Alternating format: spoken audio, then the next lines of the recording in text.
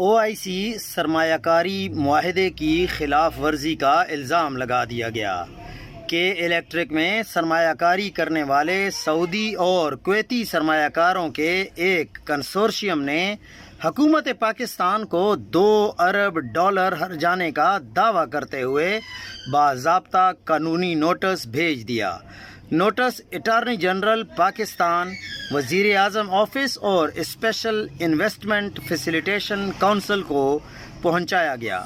پاکستان نے بارہا بین الاقوامی ذمہ داریوں کی خلاف ورزی کرتے ہوئے ان کے جائز کاروباری لین دین میں رکاوٹ ڈالی، ریگولیٹری اداروں کے کام میں مداخلت کی اور غیر قانونی تیسرے فریق کی سرگرمیوں سے ان کی سرمایہ کاری کا تحفظ نہیں کیا۔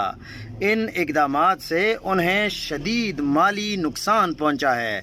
یہ سعودی اور کویتی سرمایہ کاروں نے موقف اپنایا ہے اور پاکستان گورنمنٹ کو نوٹس بھیج دیا ہے۔